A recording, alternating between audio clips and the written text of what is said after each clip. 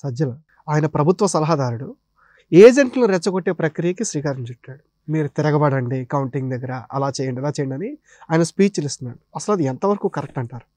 First Jaganmohan Reddy చేసిన తప్పు ఏంటంటే కనీసం పరిపాలనలో అనుభవం లేని వ్యక్తుల్ని సలహాదారులుగా పెట్టుకోవటం. జగన్మోహన్ రెడ్డి అనే వాడికి పరిపాలన మీద కానీ, లేదు అభివృద్ధి మీద కానీ, సంపద మీద కానీ, లేదా ఉద్యోగ కల్పన మీద కానీ, కంపెనీలు ఎలా తీసుకురావాలో దేని మీద అవగాహన లేని సీఎం ఉండటం, వాళ్ళు ఎంతో కొంత తెలిసి ఉండటం జగన్మోహన్ రెడ్డి వాళ్ళని పెట్టుకోవడానికి ఒక కారణం అయ్యి ఉండొచ్చు.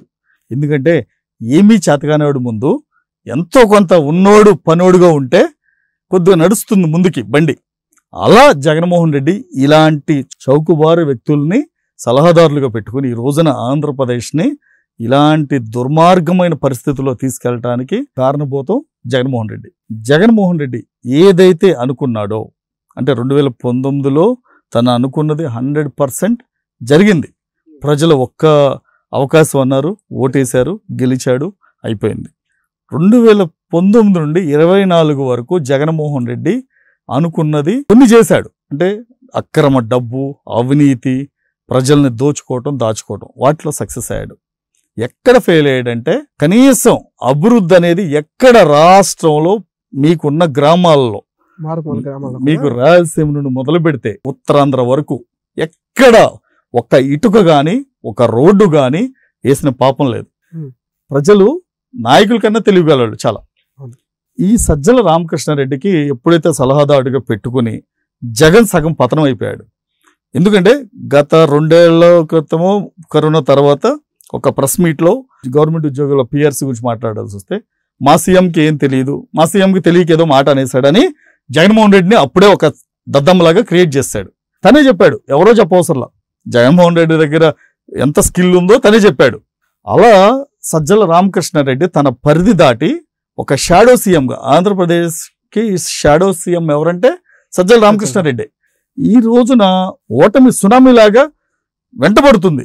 వెంటబడినప్పుడు ఏం చేయాలో అర్థం కాక ఏజెంట్లకి మాట్లాడే భాష చూస్తే నిజంగా బాధాకరమైన భాష అది. ఏజెంట్కి చెప్పాల్సింది ఏంటి? మీరు లోపల సమయంతో పాటించండి, మీరు చూడండి, ఓకే, మీరు ఓటింగ్ జరిగినంతసేపు మీ దృష్టి, మీ కాన్సన్ట్రేషన్ అంతా అక్కడే ఉండాలి. ఫోన్లు తీసుకెళ్ళొద్దు. ప్రతి రౌండ్ని కొద్దిగా నోట్ చేసుకోండి, ఒక పెన్ను, అలాంటివి చెప్తారు జనరల్గా ఎవడైనా సరే. మీరు తిరగబడండి, ఊరుకోవద్దు, గొడవ పడండి, కొట్లాడండి అంటే ఒక్కొక్కడి కత్తికోడి ఇచ్చి పంపించు, ఇష్టం. అదే సజావుగా సాగకూడదు అంటే ఒక్కొక్కడికి 2 నాటు బాంబులను ఒక కత్తికోడి ఇచ్చి పంపిస్తే నువ్వు అనుకున్నది అయిపోద్ది కదా. ఇలాంటి చౌకబారు మాటలు మాట్లాడితే సజ్జల రామకృష్ణారెడ్డి నీ పదవి కాలం అయిపోయింది. నువ్వు ఇప్పుడు సలహాదారు కూడా కాదు, కనీసం జర్నలిస్ట్గా కూడా నువ్వు ఈ 5 ఏళ్ళు పీకిన దానికి జర్నలిస్ట్గా కూడా పనికిరావు. ఇలాంటి చౌకబారు మాటలు మాట్లాడితే రేపు రాబోయే కొత్త ప్రభుత్వంలో నీకు ఎలాంటి శిక్షలు పడతాయో ప్రజలు, కోర్టులే చూసుకుంటాయి. దయచేసి ఇలాంటి వాళ్ళందరినీ రేపొద్దున కోర్టులకి ఇచ్చాల్సిన సమయం ఆసన్నమైంది. ఎందుకంటే ఇలా రెచ్చగొట్టే వ్యాఖ్యలు ఎవడు చేసినా సరే ప్రతి ఒక్కడు శిక్షకు అర్హుడే.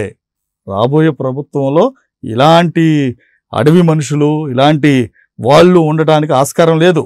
ఎందుకంటే క్రూర మృగాల్ని, క్రూర జంతువుల్ని తరిమి కొట్టాల్సిన అవసరం ఉంది రేపు.